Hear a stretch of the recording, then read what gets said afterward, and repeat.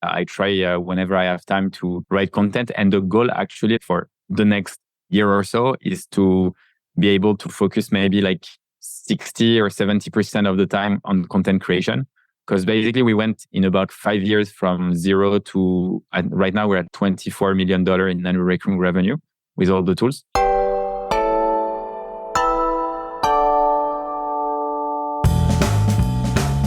Hello and welcome to Confessions of a B2B Marketer. Today we have a big episode. Guillaume Moubeche is back, and I think he may be the first guest to come on twice to Confessions of a B2B Marketer. And we basically get him to break down why he's investing so much in personal brand, what he's doing, and what are the growth loops he's seeing, specifically on social, e.g. LinkedIn, on podcasts, also on newsletters. And so he comes on, basically pulls back the curtain behind what he's doing. For anyone that doesn't know him, he has a company that is now on around $24 million ARR, all SaaS companies, around 5 different ones. They'll all be linked below.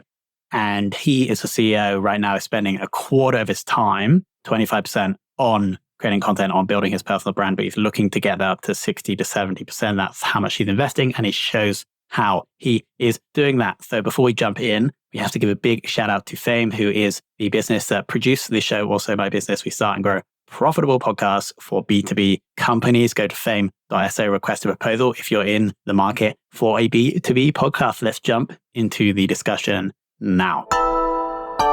Guillaume, welcome to the show. Thanks for having me, Tom. So this, I think, is going to be eye-opening, because what I find super interesting about you right now is that you have a number of different businesses. It seems from the outside in that you're putting a lot of attention on the personal brand building stuff. Is that accurate to say? It is correct. And fortunately for the audience, I think you've agreed that you're going to go like completely pull the curtains back and share the strategy and the tactics behind this. Yeah, let's do this. So with that in mind, let's go straight into the first question. And I'd love it to have first a high level breakdown of the personal brand strategy. Yeah, definitely. So I think like it depends how you want to do it and for which like specific use case. For us at L'Empire, obviously, like as a CEO, I have like from the start documenting everything I was doing. And the goal for me initially was not so much of building an audience, but was really to crystallize my knowledge and share as much as possible what I was learning to the world to potentially like create honest and deep relationships with others. And as the company scaled, I actually created a personal branding school inside the company where I essentially taught everyone from customer support to marketing to sales on how to build personal brands. When it comes to like my own personal brand, essentially like what I decide to focus on and what I like to say to people is that you should always find your positioning, and your positioning can be, in my opinion, you have 2 options. Option 1 is to talk about a topic that you are familiar about and that you master. So usually you look at your past experience, the things that you have like managed to do extremely well. So for example, before launching Lemlist, which is a sales automation platform, I was running a lead generation agency. So I already knew a lot about cold emails, sales prospecting, etc. So when I got started, my personal brand was all about giving tips on the thing that I knew about and that I mastered. And after that, I switched to kind of option 2, which is document what you want to learn. As the company was growing, I wanted to become a better CEO. And there were tons of things that I didn't know about. So I didn't know about hiring. I didn't know about like building exceptional teams. I didn't know about how to manage like boards, raise funds, etc., etc.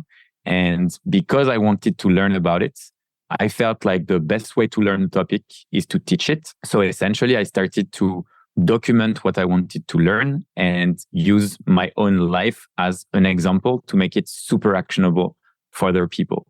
And the reason why doing this is, I think, exceptional for business growth is I believe in B2B, you either help people save time or you help them make more money. So for example, if tomorrow I tell you, hey, Tom, like give me $10 and in a week, I'm going to give you like $100 back, you'll probably say yes if you trust me.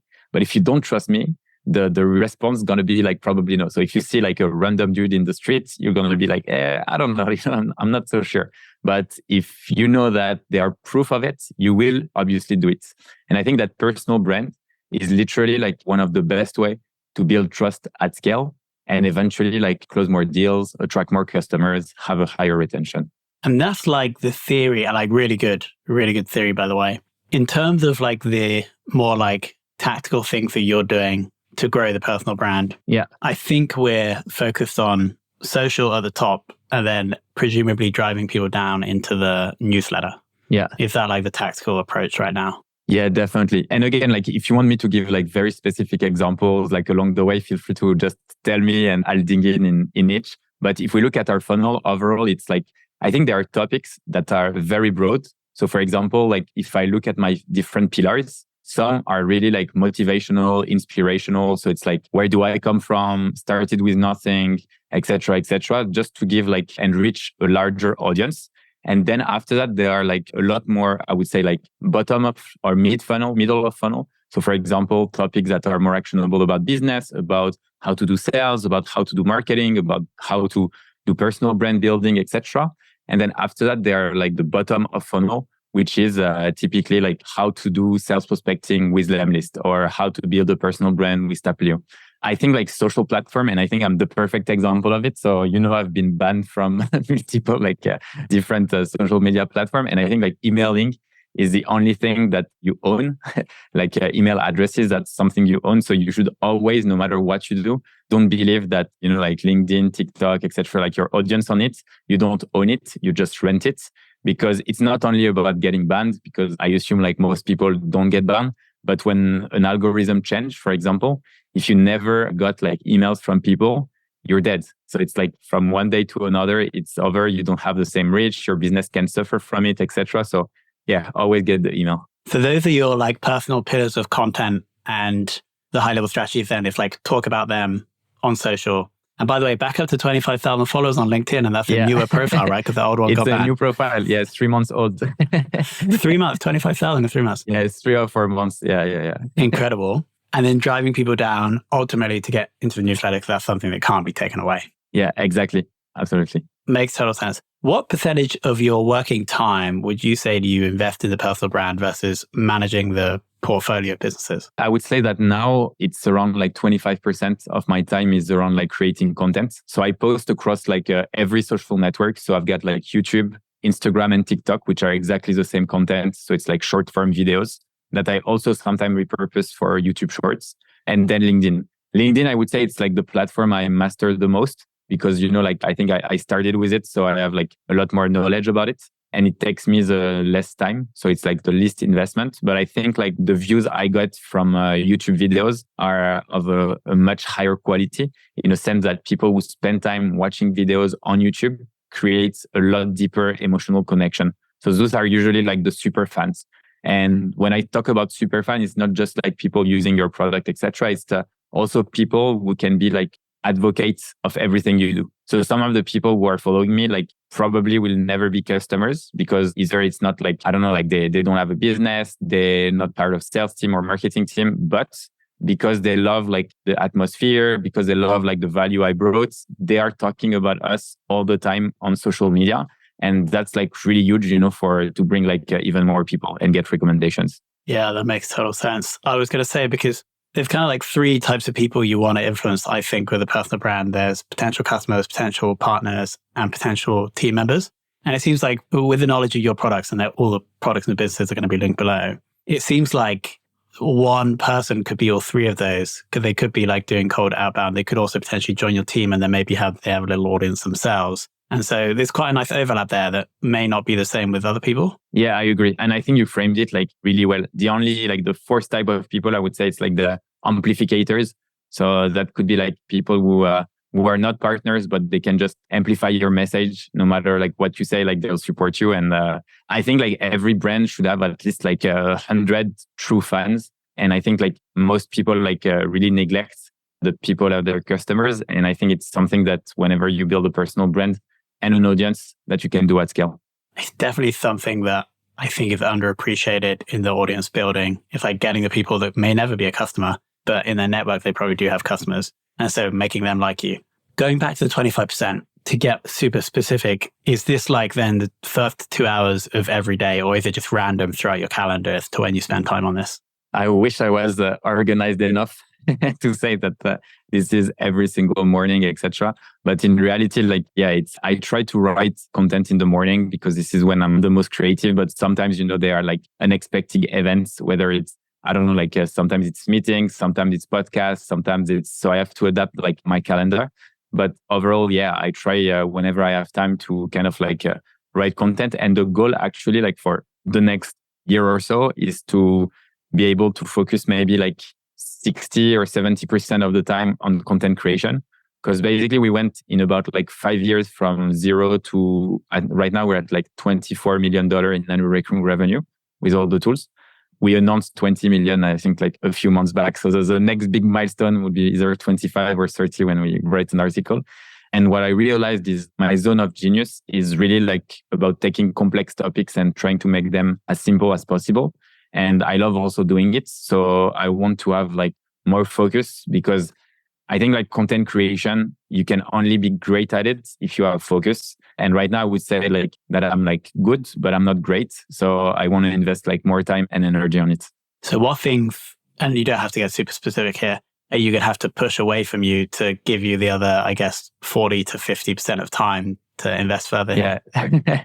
So way less team management. So I've hired like a chief operating officer whose role is to kind of like take the leadership role with the team. I also have hired like a chief of staff. We're currently also hiring like a chief marketing officer. So it's like a lot of the topics that I've been involved in. So right now, for example, I was still doing like one-on-one for the community, one-on-one with some of the person on the team, etc., etc. Like I'm trying to remove recurring meetings a lot because this is a lot of like time drain. And yet just be essentially here for very specific brainstorm, like the strategy and the vision, and then like creating like content and building an audience.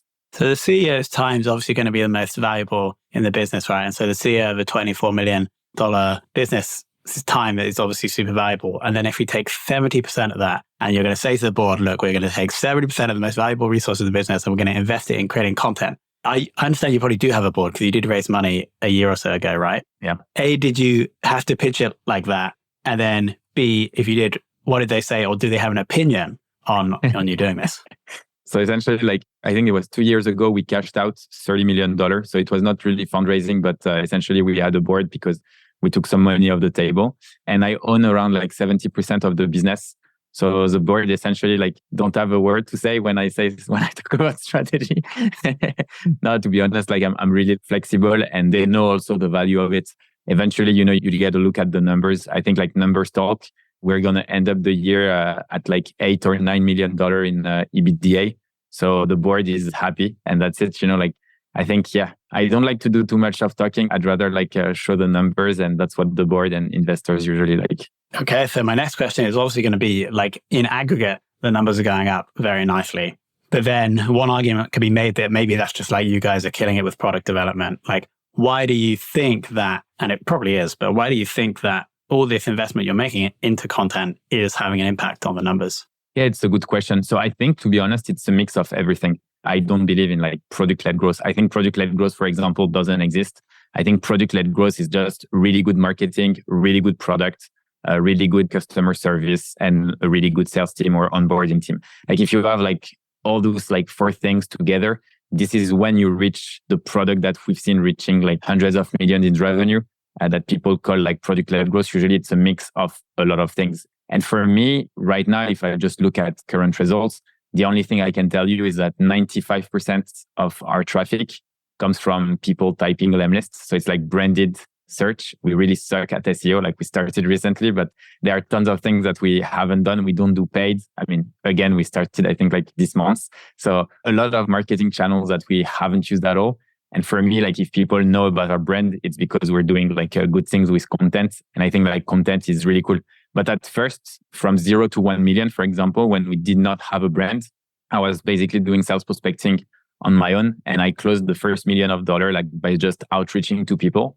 And I would use my campaigns to create content. That content would be shared amongst the community. So more people would share content and give like advice or feedback on the product. I would improve my product thanks to the feedback. With the product improvement, I would reuse it into campaigns that I would document and so on. So you see, it's like, for me, it's always like a growth loop. And that's why I think documenting everything you do is the best marketing. The best marketing is education for me. And I believe that everyone or like most people should do it. Because when you launch a business, you are like an expert in a certain topic. And I think like a lot of CEOs, they don't want to show their expertise. They are happy to share it like in-house. But I think it's just a shame because you have a unique take on a specific business. You should share it to just build more trust with large amount of people. And you will see that your business will benefit from it.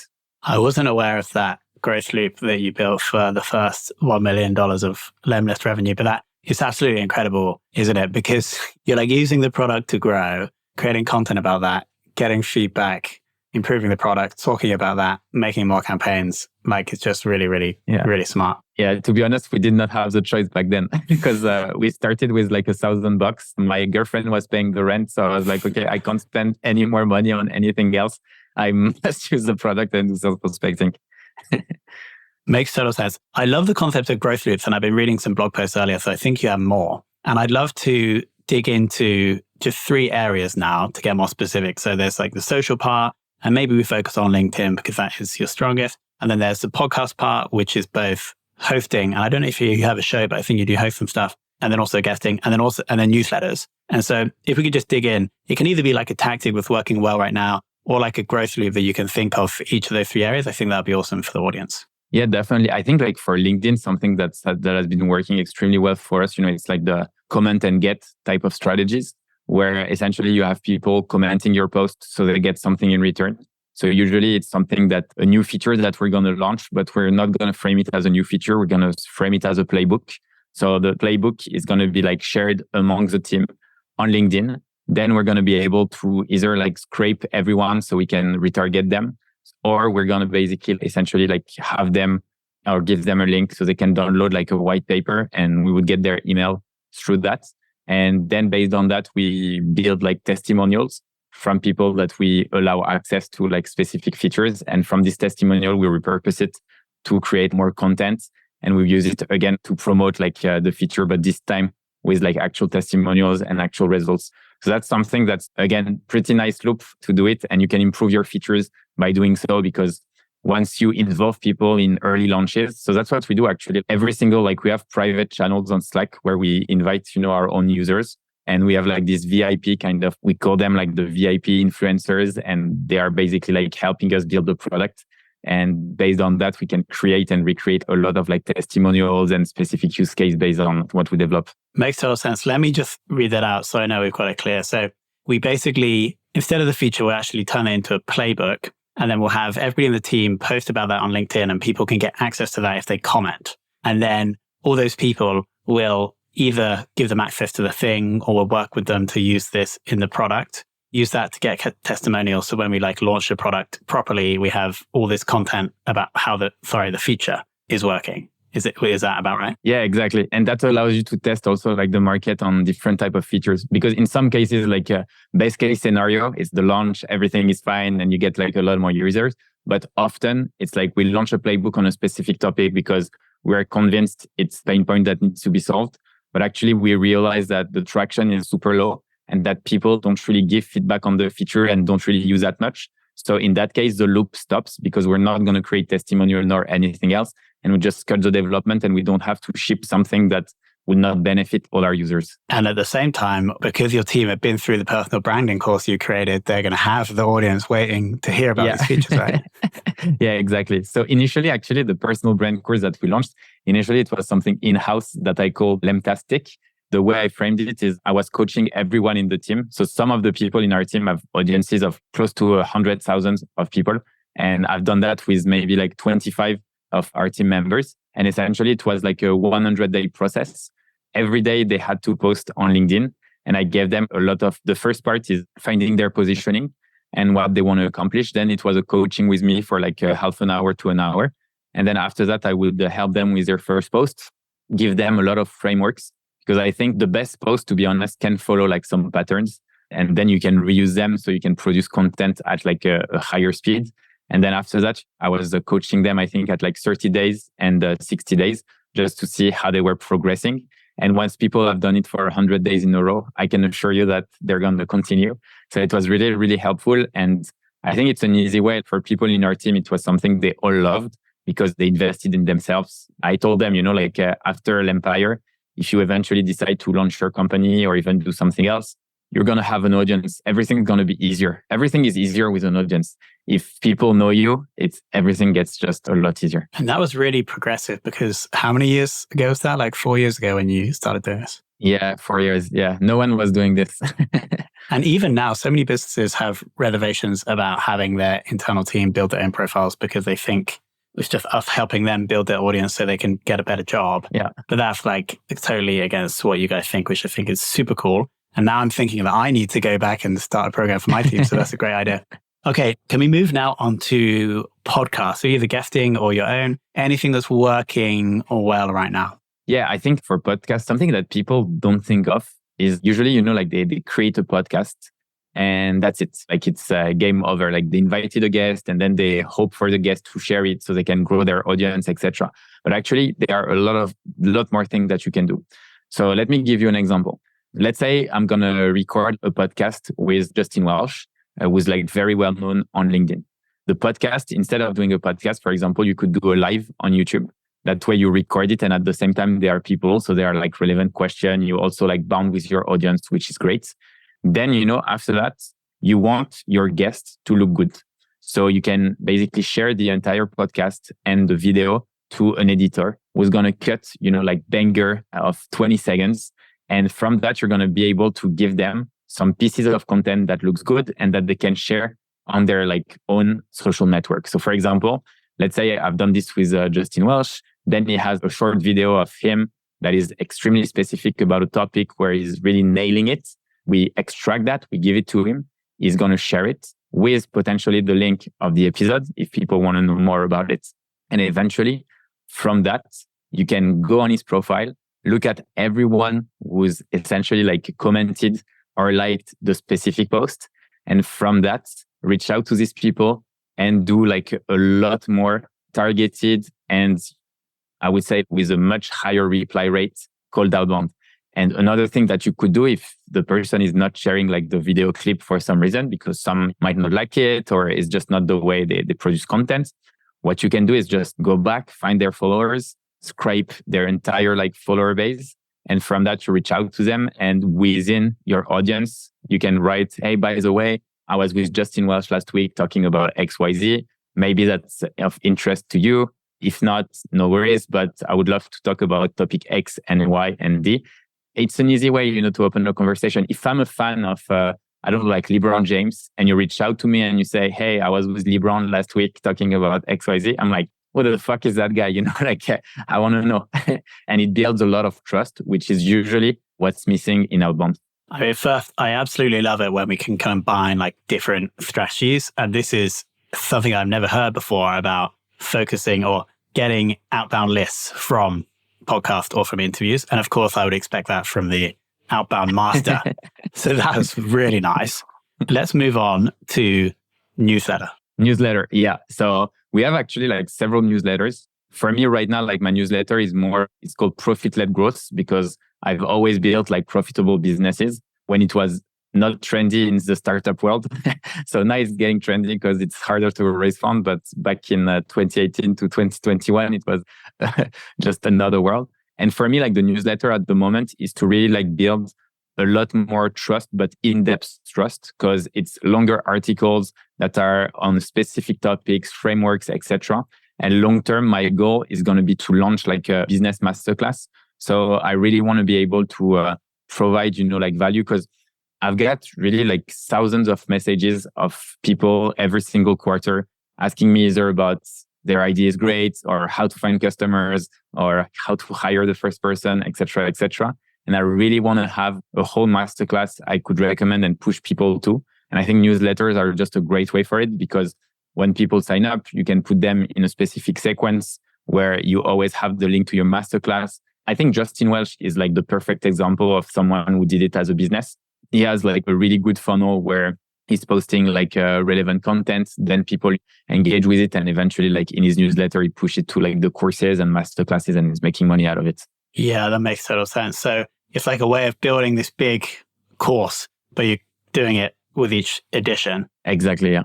And that course, I assume you're not going to charge for that course. That's going to be like your legacy piece. Yeah, it's a good question. A lot of people are telling me to charge. I don't want to do it. I've done it in the past where I ran masterclasses and I made 100K in an hour during a webinar. But then in the end, it's my business is software. So I don't want to charge like for knowledge. But the only reason I would do it is if I see that people don't really go through everything. Because I feel like sometimes when something is free, it looks like it doesn't have a lot of value. And I'm just wondering because, yeah, it's a big question mark. I mean, the way it can be monetized is that you just can link out to all the products where relevant in the course. Of course, you're obviously going to do that. And it seems like that could be enough. But anyway, I'm not here to give you advice. No, I'd love to know what you're thinking. Like for you would go like, what's your feeling about having something free like this? Do you think that people would actually like take it super seriously and in depth even if it's free? Yeah, the downside is there'll probably be a lower completion rate. But the upside is that I think it'll be more remarkable. Maybe you'll get more people sign up and you may even make more let's call it affiliate revenue, right? For yourself. I think you might end up making more affiliate revenue if it was free, but I don't know if that really is the goal. Maybe the goal is more to help people or both. Yeah.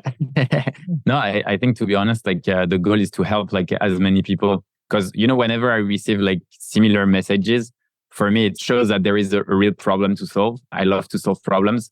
So same, like how do you find a great idea? Like it's a big topic. People don't think about product founder fit, for example, or like market founder fit. Like there are a lot of things that people don't think of. And eventually they waste 3, 4, or 5 years of their life because they've been working on the wrong stuff. And they could have just asked themselves the right question at the beginning. So there are a lot of things that I think could be done. And I don't see today one business resource that is recommended by everyone. I don't have this one resource where you feel like, okay, if I want to grow a business, I know I go there. There are lots of great stuff, but I've never seen one thing that is really actionable, that you can duplicate templates, that you just have to copy paste things and have checklists like all in one, So that's kind of like what I want to create.